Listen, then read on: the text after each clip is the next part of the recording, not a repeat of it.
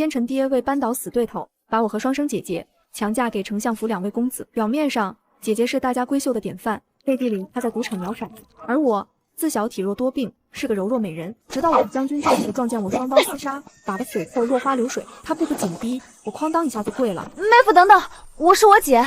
我被带回丞相府，远远的就听见某人在赌场被抓个正着。夫君请慢，其实我是我妹。当晚，我和阿姐跪在祠堂，小声蛐蛐。身份败露，丞相府的人不会放过我们，跑吗？还是假死吧，一劳永逸。我爹是相国，他的死对头也是相国。不同的是，我爹是靠着当奸臣从一个仆夫爬上了丞相的位子，而公孙家世代为官，门风清正。我爹嫉妒人家，于是他把堪当赌圣的姐姐嫁给了白衣太傅公孙雅正，而我被他塞给了意气风发的二公子公孙宪。出嫁前，好女儿，养猪千日，吃猪一时。现在正是你们大展身手的时候，把这一家子霍霍干净，为爹扫清障碍。可惜公孙家门风实在太严，我和阿姐不仅没带坏2位公子，还必须时刻保持大家闺秀和身娇体弱的人设。我俩装了1年，这才第一次出去解闷就被抓了个正着。可让公孙雅正这狗屎待着我小辫子了，明日我恐怕就会因左脚先迈出祠堂而被休，爹也不会放过我的。公孙雅正是3皇子的太傅，而3皇子的生母黎妃是他的白月光。娶我姐姐虽有被逼无奈的成分，但更多的是我姐和黎妃并称皇都双姝，两人不仅长得像，就连温婉都一模一样。如今我姐塌了，公孙狗屎肯定想和离。谁不是呢？公孙宪真是个孙子啊，天天在我耳边念叨匪寇横行，百姓苦不堪言，朝堂无人派兵，我水灵灵的就去了。结果呢，那孙子早在那儿等着我了。我看他就是忘不了那画中人，想让我早点腾出位置来。与其坐以待毙，不如主动找死。我俩对视一眼，猥琐的笑了。阿花，明天是个好日子，宜死不宜活，一起吗？必须的。我和姐姐手牵手，对公孙家列祖列宗上了炷香。各位祖宗，你们也知道，我自幼体弱多病，突然暴毙也不是不可能。祖宗们，媳妇是皇都闺秀典范，被夫君当街抓到，身为贵女，羞愤而死，好像挺合情理的哈。姐姐自缢，我情急之下伤心而亡，大公子逼死发妻，公孙家危矣。不愧是你司徒花，真够狠的，彼此司徒翠。再叫我名字跟你急，你跟司徒大壮急去，谁让他给我俩取这么难听的名字？最后帮爹坑一把公孙家，就当报生养之恩了。他自小便怪我们不是儿子，听到我们死了，他也不用闹心了。只是姐姐，你当真舍得公孙雅正吗？他还未回答，门外传来声响，我俩赶紧跪好。来人是大公子。公孙雅正对我淡淡点头，走到我姐身边，打开食盒。跪了1天，可知错了？夫君向来将规矩礼法奉为藩宁，自己的妻子是个赌徒，你一定觉得很丢脸。避开回答，知错就来用膳。他总是这副冷冷淡淡高岭之花的模样，叫人想拉他落凡尘。公孙雅正，是不是有一天我死了，你也不会有任何情绪波动？公孙雅正将餐食摆好。你已受了罚，知错能改，我会向父亲禀明。今日之事我已吩咐下去，不会损你名声，日后好自为之。谁说我知错了？我没错。身为女子，出入三教九流之地，与男男女女混在一处，你还没错？若是今日这离经叛道之人是陶林雪，你可还会这么说？公孙雅正抿了抿唇，半会儿才偏头道：“他永远不会如你这般。”姐姐自嘲一笑：“谁又耐烦像他一样？什么狗屁大家闺秀，什么皇都双钻，都是装的。”夫人慎言。慎个屁言！今日的模样才是真的我。你们都看不起从商交际，可偏偏是这些下九流之地每年供给，才能让你这高雅之人端着架子在这教训我。司徒翠，喊这么大声做什么？吓着我妹了。沉默吃瓜的我突然成了焦点，我立马低下头。你们继续，你们继续。公孙雅正气得拂袖而去，能把端正的太傅达人气成这样，也就只有我姐了。姐姐呼出一口气，太爽了，早就想骂这狗屎，成天端着，又不是端我。我看着她红红的眼眶，把你的同情收回去。我爱得起也放得下，我明天就死，放他自缢。公孙雅正，让你把我当替身，让你给我立规矩，我死了连累你遗臭万年，开心死我了。姐姐，别安慰我，我好着呢。我是想说，点心能给我吃吗？好饿。后半夜，我们啃着点心商量明日的计划。我将偷藏的江湖秘药递给他，此药名为归西丸，服之可闭气10天，和死了一模一样。等丞相府把我们下葬，寻可靠之人挖出，就能金蝉脱壳，天衣无缝。我这些年经营商道，有自己的心腹，还存了不少银钱，保你一世锦衣玉食不在话下。我有钱，你有武，等这事了，咱们姐妹2人周游4国去。姐姐，我是你一辈子的狗。好说好说。话头一转，你就这么死了，公孙燕怎么办呢？能怎么办？丧妻另娶呗。我和他成亲1年，见过的次数2只手都数得过来。成亲当天都能领旨上阵的人，还指望他替我伤心流泪吗？我还以为你会有一点不舍呢。其实有一点。他活好，公孙狗屎活也很好，你懂那种反差吗？此去经年，要想再找个这样的难了。翌日一大早，我睁眼就看见一双悬空的脚，尖叫声打破丞相府的清晨。身为柔弱不能自理的娇娇女，我当场就晕了。再醒来，我姐已经被放进棺材，相府白绫飘飘。我本想哭着跪在灵堂前，可那个位置被人占了。我一看，公孙雅正一脸活不起的样子，身着麻衣，头发凌乱，双目无神，手里还拿着我姐留下的遗书，遗书句句温柔，句句扎心，那文采不愧是皇都第一才女写出来的。我看了都要骂一句公孙狗贼，你别太伤心了。突来的声音让我回神，公孙宪不知何时来的，也是一脸疲惫。听说昨天把我送进祠堂后，他又马不停蹄的去了肥窝善后。我赶紧捂着心口，疼得说不出话。来人，将夫人送回去休息。公孙宪剑眉星目，一身正气，是很多女子的梦中情人。可惜他心有所属，成日里盯着一块手帕上的女侠背影发呆。他伸手扶我，我刚搭上他的手，他又缩回去了，背过身道：嫂嫂去的突然，家中人杂，你没事就别出来了。末了，他又说：等这件事过去，我有话想同你讲。我思忖了下，恐怕是要讲和离的事。好，我知他不爱我，我也跟他没感情，只愿我死后他能寻得爱人，再续前缘。想了想，隐瞒会武功一事是我不对，但我身体病弱之事也是真的。若有一日我因病去世，将军不必遵礼法为我守孝3年。遇到别的女子，若是喜欢，尽管将她娶回家来。不会，也没有其他女子。什么？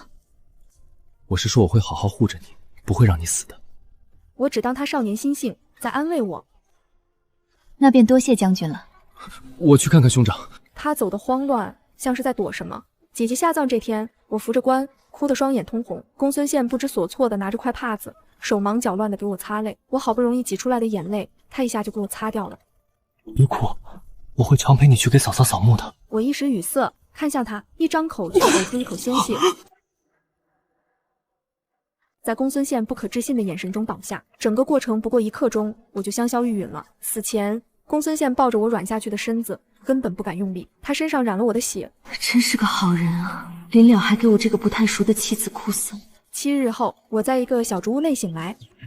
老姐，我头好疼，归西完后遗症这么强，能不疼吗？你死了后，公孙烨发疯，不让任何人碰你的尸体。争论之间，他抱着你躲，一下子给你头甩棺材板上了。这算什么？哦，算你倒霉。这是哪儿？这是我在西昭的住处，本想等你醒后再离开东夏的，但我俩的死影响太大，爹在朝堂上和公孙丞相拼命，2位相国鼻青脸肿，闹得满城皆知。我怕夜长梦多，索性先带着你跑了。我的姐啊，你在他国还有宅子呢，赌坊能赢这么多钱啊？想什么呢？赌博不可取，我那只是闲暇时的消遣，又不是真每天泡里面。那你到底有多少钱啊？虽然外面的人都说我是东夏首富，但没那么夸张，东夏前3而已。我勒个豆，司徒小翠，你藏得够深的啊！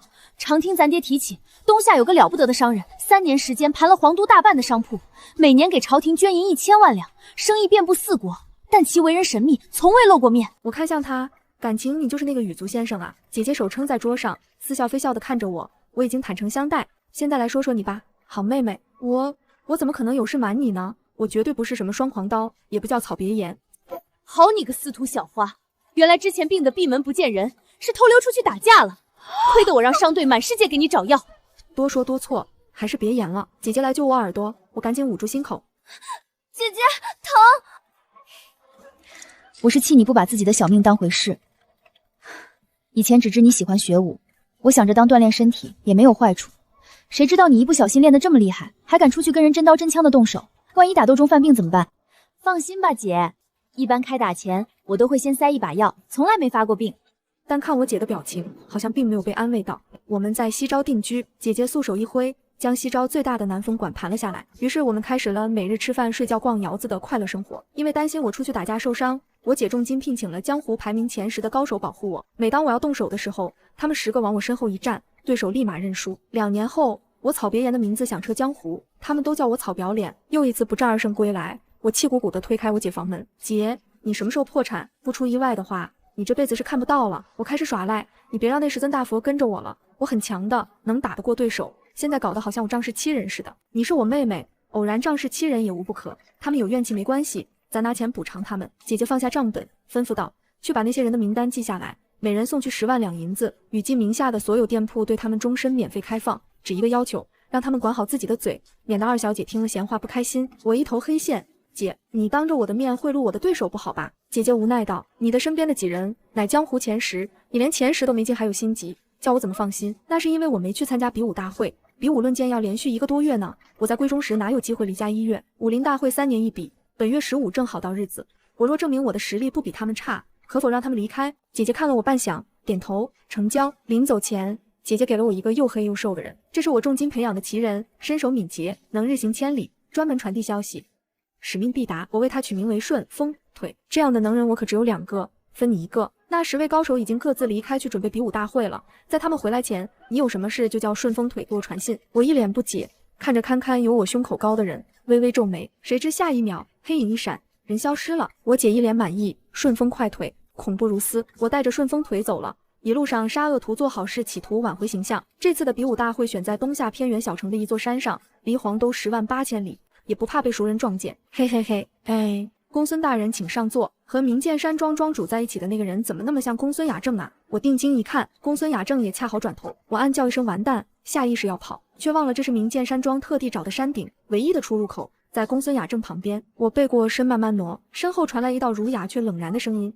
等等。”转过身来，我猛摇头，他直接绕到我面前，看清我的样子后，满脸震惊。我扯出一个干巴巴的笑，公孙雅正眼中蹦出惊喜，几乎一瞬间就红了眼眶。夫人，我跟姐姐一母同胎，长得一模一样，她这是把我认错了。我接着摇头否认，她小心地抓着我的双肩，翠翠，是我啊，公孙雅正。我除了摇头，根本不敢多说一句。明剑山庄庄主出来打圆场，公孙大人，你认错了吧？这位是江湖上鼎鼎有名的双狂刀草别言，他闯荡江湖已经快10年了，怎么会是你已逝的夫人呢？或许只是长得相像罢了。我顺着他的话点头。公孙雅正愣愣地放手，退后半步，喃喃道：“是啊，是我逼死他，亲手下葬的他。”他垂了垂眼，再次抬头时，又变成了一副冷若冰霜的模样。在下失礼了。我摆摆手，指了指自己的嗓子。庄主一本正经，惋惜道：“曹女侠有哑病。”公孙雅正盯着我：“你不会说话啊？”对对对，我忙点头。当初闯荡江湖时，怕自己这个大漏勺暴露身份，干脆就不说话，没想到现在还能派上用场。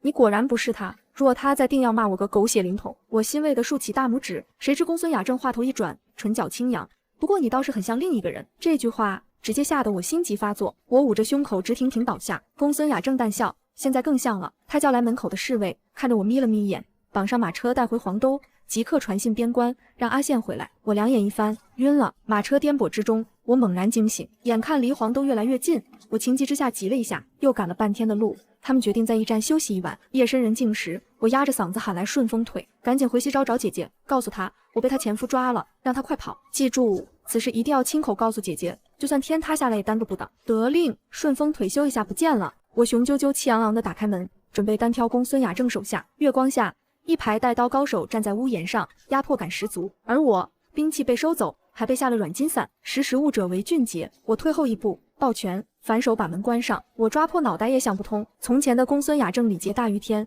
断然做不出这种强抢民女的事来。而且他的眼神变得有点子阴郁，不像纯纯，像我爹那种奸臣。还有，他鬓边的头发怎么都白了？我跟老姐才潇洒2年，公孙雅正老这么快？不是我那么大个正人君子姐夫呢？翌日出发时，公孙雅正的心腹不见了。公孙狗屎黑化版果然没那么好糊弄，让心腹快马加鞭回黄都。这个时辰，我跟姐姐的坟应该已经被刨烂了吧？曹女侠在想什么？我赶紧低下头，笑死，根本不敢看她的眼睛。公孙雅正似有所指：“曹女侠，你觉得说谎的人应该受到什么惩罚？”我咽了口口水，大气都不敢喘，还不开口吗？公孙雅正一脸严肃。我闭了闭眼，破罐子破摔，我听不懂你在说什么。如果你是指我会说话这件事，那也不能怪我，我只是话少，可从没说过自己不会说话。公孙雅正似乎勾了勾唇，无厘头地问：“你们过得如何？衣食无忧？”还挺好的。刚说完，我就恨不得给自己一个大嘴巴子。接下来无论他说什么，我都不再给任何反应。公孙雅正看了眼马车外，到黄都了。我那个弟弟这些年在战场上磨练，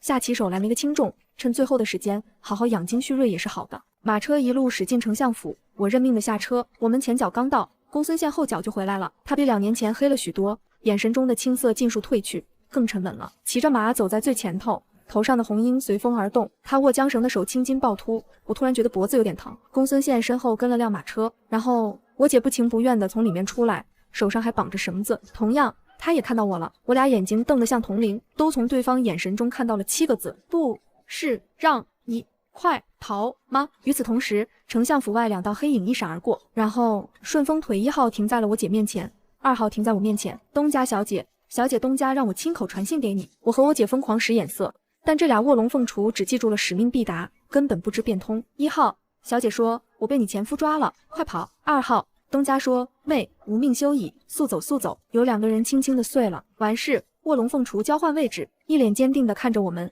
小姐东家顺风快腿，使命已达。随后咻一下又消失了。我额角突突，姐，或许你可以省2份工钱。我姐嘴角抽抽，有理。大家好，这里是丞相府祠堂，跪在下方的2位选手分别是大家闺秀司徒翠，并若美人司徒花。我苦哈哈地看着姐姐，问你在西昭是怎么被抓的？说出来你可能不信，我差点跟公孙宪拜把子了。3日前，我随商队去送货，在一家客栈小憩，隔壁雅间传来男人喝酒消愁的声音。他说他失去挚爱，妻子宁死不愿与他相守。我道我遇人不淑，丈夫身在心不在，2颗被伤过的心一拍即合。我喊他好兄弟，他叫我大妹子。门打开后，我俩人傻了。公孙宪收到传信，从边关赶回，途径东夏与西昭边界，和我姐遇上。而我30天的比武大会偏偏选在公孙雅正去巡查这天出现。我们俩仰天长叹，背时啊，姐姐，你说我们再假死一次行吗？妹啊，除非我们碎成一块一块的，不然怕是不成了。正说着话，门突然被一脚踢开，我爹魁梧的身材正好挡住整个门。逆女，我和姐姐被绑住手，押回了司徒府。爹坐在上位，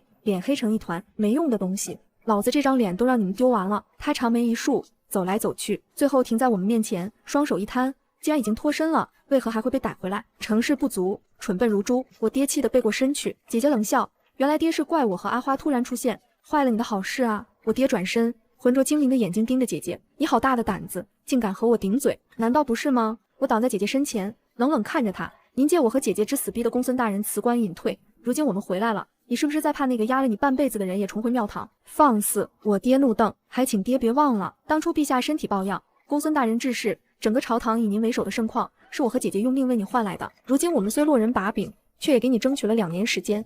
这2年，你把3皇子扶上了储君的位子，不管过程如何，你让我们嫁进公孙家的目的不是已经达到了吗？我行了个大礼，无论如何，还请爹多为你的儿子考虑。司徒尚才5岁，你要在朝堂为他铺的路还很长，是留着我跟姐姐日后再用，还是现在杀我们换一个年迈的公孙启不回朝堂，哪个更划算？你应当算得清楚。这间屋子的各个角落都有人藏着，他们都在等着我爹的信号，随时准备冲出来抹了我们的脖子。只要我爹一声令下，我和姐姐根本无处可逃。我们是他的棋子，一旦没了用处，甚至有了坏处，他必弃之。其实当初身份败露，如果只是公孙家这关，我和姐姐根本没必要采取假死这种极端手段。对公孙家来说，大不了就是休妻，但司徒家这里绝不会留活口。我和姐姐都很清楚，在司徒上面前，我爹不会选我们，所以我只能向他证明我们还有用，给出第3个选择。我和姐姐紧紧牵着对方，等待着这个生我们的男人做出选择。多年练武让我对刀光剑影十分熟悉，那帷幔之间一闪而过的刀光，好晃眼。扣扣，僵持之下，老管家敲门进来，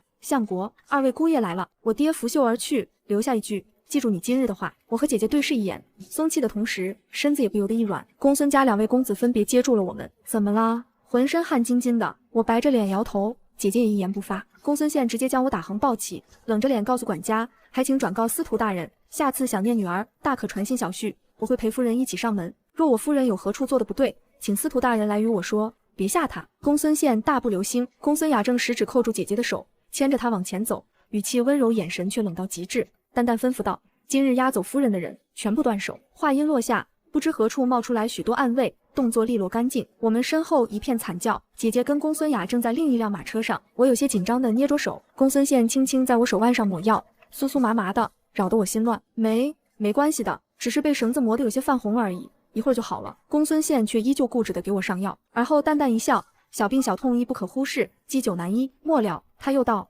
我不想因为一时疏忽，让你再一次倒在我面前。他的视线太热，我不自在地避开。吐血晕倒，那都是假的。公孙宪没说话，我转移话题。我爹好面子，你们今日在他的地盘伤了他的人，恐怕不妥。公孙宪丝毫不惧，你离开东夏有些时日了，应该不知道公孙家和你爹早已经连表面和平都维持不下去了。一层窗户指的是捅破便捅破了。我暗自叹了口气，低着头道：你放心，待会儿回去我就去祠堂跪着。公孙宪疑惑，我正想问，下人说你和嫂嫂是在祠堂被带走的，你们为何要跪在祠堂？我一脸理所当然，捅了那么大篓子，你和姐夫却让我们好好休息，我跟姐姐都觉得还是去祠堂跪着更安心。公孙宪轻笑，那一瞬间，仿佛当初那个少年又回来了。半会儿，他认真道：没有什么比好好活着更重要了。我和兄长都这么想。这么好的公孙宪，可惜喜欢别人。我故作轻松地问：对了，你找到你喜欢的那个姑娘了吗？就是画在帕子上那个。公孙宪一愣，你知道那块帕子？之前偶然瞥过一眼。你放心，我只知道画了个姑娘，没看清。我笑了笑，所以你到底找到她没？公孙宪点头，找到了。我笑容一顿，哦，他拿出那块随身携带的帕子。2年时间日夜思念，都已经摸毛边了。他将帕子展开递过来，我心里骂他杀人诛心，却还是接过来细细看，总要知道自己输在哪里吧。这不看不要紧，一看我懵了。公孙宪眼带笑意看着我，我换了个姿势和角度盯着那画中人。半会儿，我偏头，那啥，你全当我自作多情。我怎么觉得这画上的背影，那2把刀这么眼熟呢？她就是我的意中人，双狂刀草别眼女侠。我与公孙宪成亲的那天，他非常不愿意，一副死了没埋的模样。后来我才知道，他有喜欢的人，娶我实属被逼无奈。我们成亲的当晚，他就请旨去了边关，1年后才回来。那段时间我们的相处也是只乎于理。后来我因为闲得无聊，常常去后院偷看他练枪，琢磨着偷学2招，却不想被发现了。公孙宪是个很好的人，他没有像其他人一样觉得我这个病秧子学武是痴人说梦。他知道我在看，于是故意放慢出招速度，让我看清。我很喜欢这个师傅，他教我使枪，从冬日飘雪到夏日虫鸣，整整大半年，一套枪法学完，借着醉酒，我们同房了。醒来后，公孙宪却消失了，他又去了边关。我写的家书和送去的东西从来没有回音。那一刻，我明白了，一切都是我一厢情愿。我和公孙宪又恢复到从前熟悉又陌生的状态。又过了几月，公孙宪回府，行为变得反常，时常望着我皱眉。我看过去时，他又落荒而逃。我气不过，本着自家夫婿不用白不用的想法，把他堵在房间，狠狠欺负了一番。那天事后，公孙宪靠在我肩上，苦恼地说：“有山匪祸事。”听多了，我自然不愿意袖手旁观，于是寻了一个月黑风高的夜晚，趁他睡着，换上夜行衣去剿匪了。后来的事大家都知道了。我看着公孙宪，你早就知道我是草别眼？他摇头，也没有很早，是在剿匪那天确认的。可惜没找到机会跟你坦白，若是知道你会误会，我才不管什么时机不时机。我一时哑然，那你当时莫名其妙跑去边关，杳无音信，是因为我觉得自己是个3心2意的混蛋，一边藏着别人的画像，一边对你萌动。冷静过后，我准备与画中人告别，放下过往，于是去了莫桑城。那是我第一次遇到他的地方，说来荒谬，当初匆匆一瞥，我甚至都没看过他的正脸，静寂了这么久，天意难违。我在莫桑城发现你可能就是草别言，于是回来后才会处处试探。这些话一下子涌来，我脑子发胀，但心口那密密麻麻的欢喜却骗不了人。敞开心扉贪玩，马车正好行至丞相府，公孙宪在车下对我伸出手，我扑进他怀里，刚站稳，在我们后面的那辆车也停了。先出来的是公孙雅正，头冠有点歪，我姐不会揍他了吧？正想着呢，我姐从车里出来了，好家伙，面若桃花，唇上的胭脂都没了，两人的眼神比蜂蜜还稠还拉丝。你们，我指着他俩说不出话。我姐拉着我一脸娇羞的进门，谁懂啊？感觉换了个姐。房间内，你们和好了？姐姐看了眼我，你们不也解开误会了吗？不对，公孙雅正不是和黎妃不清不楚吗？你可别犯糊涂。姐姐扭捏，方才都解释清楚了，她不喜欢陶黎雪。我晃着她的肩，你清醒一点，别忘了，刚接我们回来，她立马就拉着我家将军进宫了，不是幽会老情人是什么？说到这个，姐姐唇角根本压不住，这是怪我当初留下一封绝情信，说死后要与他和离，那丽妃多管闲事，非要主张和离事宜。我夫君一直拖着没同意，确认我还活着，他立刻就进宫说明情况，要陶黎雪收回命令。哎呀，羞死了！姐姐捂着脸还跺脚，我一脸嫌弃。我们和司徒家算是彻底撕破脸了。阿花，干脆你入朝为官，把司徒大壮搞垮吧。我只对经商感兴趣，你的脑袋瓜比我转得快。前朝后宫之事，司徒大壮经不过你的。我姐双眼发光，我一言难尽。姐，你忘了我有个致命的弱点。我指了指嘴巴，大漏勺在官场应该活不过1集吧？我洗洗睡吧。我们和各自的夫君没羞没臊的过了好几天。整个丞相府其乐融融时，来了个不速之客，黎妃生辰，邀请我和姐姐一起参加宫宴。宴会接近尾声时，她单独见了我们。刚走到店门口，一个7、8岁的孩子跑出来，一头撞在我腿上摔了。他带着哭腔，凶厉地看着我。大胆，姑要将你乱棍打死！”宫女们匍匐在地上，黎妃匆匆赶来，心疼地抱起太子。他眼下眸中的怒意，扬起一个笑。太子童言无忌，二位夫人莫怪，娘娘言重了。黎妃摸了摸太子的头，远儿，他们二人，一位是你太傅的夫人，一位是你师傅的夫人，快见礼！才不要！母妃为何不将他们处死？明明先前你一直都是这么做的，不可无礼！太子瞪了我们一眼跑了。黎妃强撑着体面和我们寒暄了2句，临走时又赏赐了不少东西。出宫的马车上，我解不解，陶李雪到底想干什么？我思忖了会儿，道：很明显，他想拉拢我们，准确的说是拉拢我们的夫君。公孙家现在确实有2位公子做主，但他们2人都是太子的老师，何来拉拢一说？因为公孙家从来不是某个人的专属，他们效忠的唯有天子一人。我看着手腕上黎妃强行套上的镯子，眉头一皱。今日宴席，陛下全程未出现，加之爹的态度，陛下恐怕……我叹了口气。黎妃出身将门，父兄拥兵在边关，虎视眈眈，是公孙宪在牵制他们。而朝堂上，父亲和黎妃是一伙的，唯一敢和爹叫板的只有公孙雅正。虽然3皇子成了太子，但那是陛下无奈之下被迫立的。他主意的继位人选乃5皇子，只要一道圣旨，太子随时可能被废。他们2人是太子的之师，却也是皇子之师。太子继位最大的威胁就是公孙家，拉拢他们才算万无一失。我姐皱眉，如今天下顺治，4国鼎立，若陶家兵临城下，引起内乱，又有多少人要死于非命？我以为黎妃还愿意花心思在我们身上，至少是选择了徐徐图之，可没想到世事难料。公孙宪和公孙雅正将我和姐姐塞进了一辆去西昭的马车，车行到城门口，我才察觉事情不对劲，抢了鞭子，驾车返回。姐姐一脸凝重，你也觉得有问题？我点点头。宫中定是出事了。我们赶到宫门前，发现宫门大开，守将引了一队人马入宫，而那些人虽穿着冬夏士兵的衣服，却浓眉闭眼，俨然是北燕人的长相。陶李雪疯了吗？他父兄还在前线跟北燕打仗呢。我握紧手中剑，不要妄下结论。姐姐气红了眼，可那守将是刚从边关回来任职的，是陶家的人。我沉默了。姐姐，宫中事变的消息绝不可走出这座城，不然边关危矣。我这就去调动我在黄都所有的伙计，还有我雇佣的高手，今夜出城者，来一个杀一个。我们兵分2路，姐姐守城门，我趁宫门大开，潜入皇宫。宫中已乱成一团，殿外点着白色纸灯，昭示着皇帝崩了。陶贵，你这个被煮的玩意儿，狼心狗肺的东西，谁给你的胆子勾结北燕人？黎妃被刀抵着脖子，发髻凌乱。公孙家的人和北燕人对峙，唯独不见我爹。娘娘，省点力气吧，说出太子的藏身之地，我饶你一命。我呸！黎妃不遗余力地唾骂着守将陶贵。我躲在大柱之后，随时准备动手。而后公孙宪看到我了，他缓缓摇头，并对我使了个眼色。我心领神会，朝着他说的方向而去。远远的就看见我爹带着2个孩子在逃，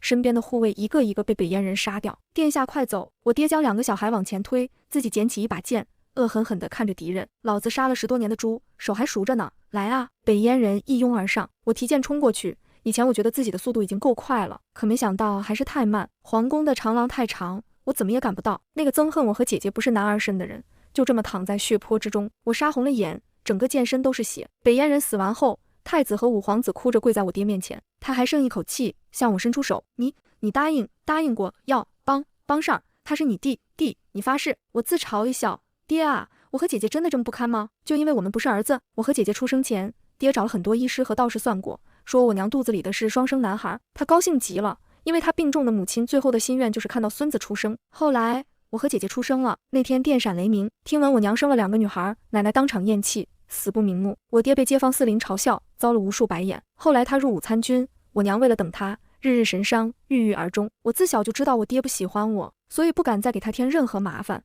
心痛到喘不过气不敢说，身子发烫到眼睛都睁不开也不敢说，于是落下病根，每日都要吃药丸。我叹气，蹲在我爹面前，他瞪着眼，眸中竟有泪花，不死心地伸着手。我垂了垂眸，还是握住了他。他面部抽搐，血不停往外冒，再努力也说不出任何话。你放心吧，我会让司徒上一生平安。他紧握的手一下子松掉，闭不上的双眼中似乎有悔恨。我带着太子和5皇子躲到楼阁之上，下面是叛军和敌军。北燕人那边等不及了，陶贵的刀又进了半分。贱人，快说，太子在哪？黎妃只是笑，眼神不屑，吐出一口血沫。走狗，我爹当年就该让你冻死的路边。陶贵猩红了眼，信不信我杀了你？来啊，是男人就动手啊！陶贵冷笑，环视四周，大声道：太子殿下，看看你的母妃吧，她流了好多血，一定非常痛，但只要你出来，她立马就不会痛了。我身边的小太子忍不住哭了起来。母妃，我安慰道，殿下，大局为重，皇兄不哭，朕儿陪着你。5皇子的母妃早早便去了，她是养在太妃身边长大的，懂事的很。楼阁下的黎飞笑声越来越大，想用本宫威胁媛？陶贵，你真是个怂货！闭嘴！他眼神凶狠。钟离远，你再不出来，我就杀了这个女人。黎飞抬高头，从容道：媛儿，记住今日，来日才可杀尽天下不忠不孝之人。他看向对面的公孙二人，拜托二位照顾媛儿。说完，撞上陶贵的刀。这个狠心的女人，至死都要为儿子铺路。眼看北燕人要发难，陶贵拿出最后一个消息：陶家父子昨日已战死沙场，边关已是北燕囊中之物。如今皇帝和黎妃已死，太子与五皇子也被追兵杀了，东夏可破。一听群龙无首，东夏的士兵都慌了，军心不稳。陶贵退到北燕人身边，让他们一举进攻，拿下东夏。我沉重地看着两个皇子，二位殿下乃皇族血脉，必须要你们稳住军心，告诉天下人皇室仍有人在。我看向底下，指着下面蓄势待发的箭矢，但你们一出现，极有可能会被一箭射死。谁去？两个小人儿眼睛红红的。太子刚丧母，又是骄阳长大，此时浑身都在抖。半会儿，五皇子牵上我的手，姐姐，我去。皇兄乃太子，关系着黎民社稷，他的命更重要。我点头，好，臣妇会陪在殿下身边。我们刚要走，太子忽然拉住了我的衣角，他胡乱抹掉脸上的泪珠，道：师娘，远不当孬种。我自楼阁上射出一箭，杀掉一个北燕人。谁说我东夏无主？在众人的视线下，我牵着太子一步一步登上料台。钟离远看着众人道：孤乃东夏太子，犯我国威者诛。公孙宪反应最快，众将士听令，随我护卫幼主。杀！料台的位置是我选的。北燕人的箭射过来时，我将太子推开，五皇子在一旁将他拉进早早计划好的地方躲起来，两人抱在一处，始终谨记我说的，无论发生什么绝不露头。不知过了多久，消杀声渐渐弱去，被击退的北燕人落荒而逃。陶贵被箭射了腿，抱着北燕领将的腿，大人救救我，我还有用，带我一起走。那人回头一刀抹了他的脖子。北燕人被赶出皇宫，整个宫殿充满了血腥的味道。翌日清晨，姐姐带着一身血气赶来。夫人，你受伤了。身为文官的公孙雅正也累得够呛，一脸紧张地看着姐姐。姐姐摆摆手，不是我的血。她推开公孙雅正，有更重要的事。顺风腿来传信，边关出事了。陶贵没有骗我们，陶家父子真的战死了。边关无主帅，大战将来。公孙宪临危受命，带着一支军队赶赴边关。黄都内还有残留的北燕余孽，我披上战甲，与他在城门口告别。你且放心去，黄都有我。公孙宪笑着点头。夫人处理内忧，为夫解决外患。莫桑花开时，吾定速速归矣。说罢，公孙宪头也不回地策马而去。我带着禁卫军在城内搜了3天3夜，将北燕人彻底清了干净。经此一难，黄都元气大伤，边关还在打仗，国库根本支援不过来。不过好在我有个首富姐姐，送去边关的粮草和过冬的衣物已经出发了，有我的商队护送，途径西招，没人敢打雨季商队的注意。我也说道，我让禁卫军帮着百姓重建家园，也组织了人手安抚百姓。如今黄都的秩序正在慢慢恢复。公孙雅正说，我辅佐新帝，稳定朝堂，那些不怀好意的奸臣都被处理了，唯有一人还未传信回来。对了，成为新帝的人是太子。北燕人被赶走后，大臣们对谁继位吵得不可开交。公孙雅正带着圣上遗诏出现，遗诏上宣布太子钟离远继承大统，五皇子钟离震封为镇国王，掌监察之权。他们不知道的是，遗诏分为上下2卷，一卷写了太子，一卷写了五皇子。公孙雅正拿着诏书私下找到他们，问谁想当皇帝。五皇子低头不语，太子向前一步，姑。公孙雅正打开诏书，冷漠地说，皇位传给了五皇子。谁知五皇子当场就吓哭了，道宁可去种菜，也不要当皇帝。而太子虽面上落寞，却也没说什么。公孙雅正毫不意外，他身为太傅，自然清楚每个皇子的心性。三皇子因为被宠溺，性子无法无天，但实则心有担当，也够狠够有野心。最重要的是良知尚存，只要好好引导，未必不能成为明君。而五皇子生性善良，有勇有谋，兵书策论、圣人之道都学得很好。可惜的是，没有帝王之心。这样的人能成为重臣，但却不适合那个位置。东夏32年，新帝钟离远登基，改国号为安顺。安顺2年，边关大捷，东夏北燕签订互不来犯条约，结百年之好。同年，主帅公孙宪班师回朝，大家等在城门口，却不见大将军，却不想主人公来赴花开之约了。莫桑城内，我站在莫桑花下，看着公孙宪策马而来。新帝登基，朝纲不稳，我被逼无奈当了个武官，为官3载，得罪了所有言官。藏书阁内骂我的书，据说一本有半尺厚，都是些听不得真话的。早告诉他们我不适合当官了。朝局稳定后，公孙宪交出兵权，我一辞官，我们离开了黄都，一剑一枪，快意江湖。我拿了一笔钱，姐姐出的给司徒上和他的母亲，送他们回了他生母的家乡。那些钱足够2人衣食无忧一辈子，也算兑现了我的承诺。五皇子不对，应该叫镇国王。镇国王无意间看到我姐姐打算盘，竟执意要拜他为师，跟着姐姐的商队走南闯北，见了黎民苍生。镇国王撰写了一部农行注，真的去种菜了。圣上准备给他封地，他自请要了最偏远、最贫瘠的西北。郑国王说：“我相信总有一天，当人们提起西北时，不再是避而远之，而是憧憬向往。那时的东夏一定是真正的泱泱大国。他要东夏的每一寸土地都富饶。陛下及冠之年，公孙雅正治世了。我们4人寻了个山清水秀的地方，放下纷纷扰扰，一同日出而作，日落而居。第2年，我生了个缩小版的公孙宪。”姐姐隔年生了个缩小版的公孙雅正，4人站在一起，画面十分好笑。最无奈的是，这几个都很粘人。一天，我和姐姐顶着熊猫眼小声蛐蛐，我想西招南风管里的小曲儿了。我也跑吗？你跑我就跑，走。我俩一回头，大大小小站成一排，拦住了我们的去路。